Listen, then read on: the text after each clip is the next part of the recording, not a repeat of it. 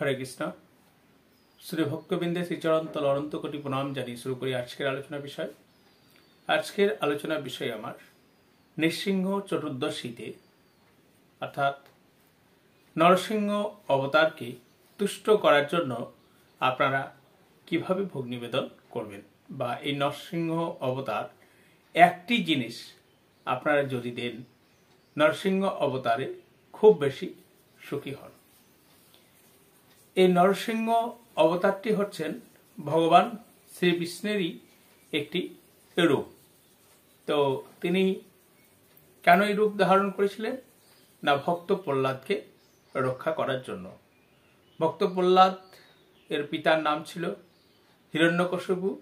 সেই হিরণ্যকশিপুর অত্যাচার থেকে নিজ ভক্তকে অর্থাৎ ভক্ত প্রহ্লাদকে রক্ষা করার জন্য ভগবান শ্রী বিষ্ণু তিনি এই নরসিংহ রূপ ধারণ করেছিলেন।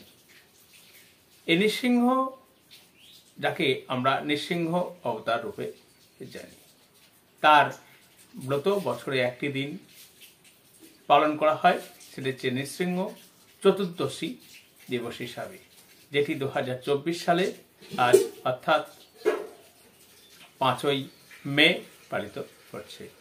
তো নৃসিংহ অবতারে আমরা কিরূপভাবে পালন করে থাকি, এই নৃসিংহ চতুর্দশী দিনটি না সারাদিন আমাদের যেরকম একাদশী তিথি রয়েছে, একাদশী যেরকম পালন করে থাকি নৃসিংহ চতুর্দশীতেও আমরা সেরূপভাবেই পালন করে থাকি।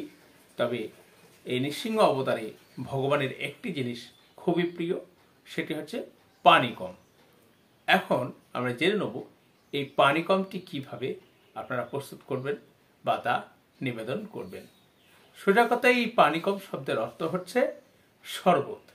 এই শরবতটি কিন্তু আমরা যেরকম শরবত সেবন করি সেরকম শরবত নয়। এই শরবতটি প্রস্তুত করতে গেলে আপনাকে মিশ্রি অথবা গুড় দিয়ে জলের সংমিশ্রণ করবেন, তার সঙ্গে গোলমরিচ গুঁড়ো অবশ্যই দেবেন, লেবু মেশাবেন এবং তাতে অবশ্যই তুলসী পত্র নিবেদন করবেন।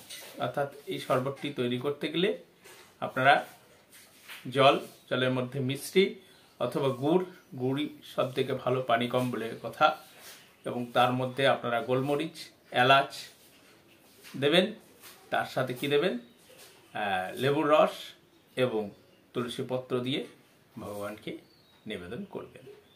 তো এই জিনিসটি ভগবান খুব খুশি হন বা এই পানিকম ভগবানের খুব প্রিয় নরসিংহ অবতারে। হ্যাঁ, তাই ভক্ত প্রহ্লাদের অত্যাচারের কথা আমরা শুনেছি। ভক্ত প্রহ্লাদকে যেভাবে অত্যাচার করা হয়েছিল বা তার পিতা তাকে মারার জন্য তার হোলিকাকে ব্যবস্থা করেছিলেন, হোলি উৎসব, তার কাহিনীও আমরা শুনেছি। হ্যাঁ, তো যাই হোক, এই ভক্ত প্রহ্লাদের পিতা অর্থাৎ হিরণ্যকশিপু তিনি বর পেয়েছিলেন যে তাকে না কোনো মানুষে মারতে পারবে, না কোনো দেবতায় মারতে পারবে, না সন্ধ্যাকালে মারতে পারবে, না দিনে না রাত্রে, না বাইরে না ঘরে না সমুদ্রে। মানে এমন তিনি বর পেয়েছিলেন যার জন্য নরসিংহ অবতার তিনি জন্মগ্রহণ করেছিলেন গোধূলি বেলায়, এবং তাকে যখন হত্যা করেছিলেন তাহলে কি হলো, না সন্ধ্যা না দিন না রাত্রি, এবং তাকে হত্যা করেছিলেন তিনি একটি বর পেয়েছিলেন যে তাকে মাটিতেও মারা যাবে না, ঊর্ধ্বেও মারা যাবে না। সেই জন্য দেখবেন নরসিংহ অবতারে তিনি হিরণ্যকশিপুকে তার নিজের জাঙ্ঘার মধ্যে ফেলে নখ দিয়ে তাকে বুক করছিলেন। অর্থাৎ জাঙ্ঘার মধ্যে ফেললে কি হলো, না মাটিতে না আকাশে, এবং তাকে ফেলেছিলেন ছাঁচতলা দেখে। তাহলে কি হলো না সেখানটা না ঘরের ভিতর না বাইরে। অর্থাৎ তিনি যে বর লাভ করেছিলেন সেই বর লাভ অনুসারে নৃসিংহ দেব তিনি হিরণ্যকশিপুকে বধ করেছিলেন। কখন? গোধূলি লগ্নে জঙ্ঘার উপর ফেলে এবং নিজের নখ দ্বারা চিরে। তার রূপটি কেমন ছিল, অর্ধেক পশু, অর্ধেক মুখটা কিরকম ছিল সিংহের মতো, আর দেহটা দেবতার মতো। তো সেই রূপ ধারণ করে তিনি হত্যা করেছিলেন। অর্থাৎ ব্রহ্মার যে বরদান তারও মানমর্যাদা রেখেছিলেন এবং ভক্ত প্রহ্লাদকেও রক্ষা করেছিলেন। তো এই দিন আপনারা নিবেদন করুন এই পানিকম, এবং পারলে ব্রত অবশ্যই পালন করুন, কোনো অসুবিধা কিছু নেই। এই কথাই বলে শেষ করি।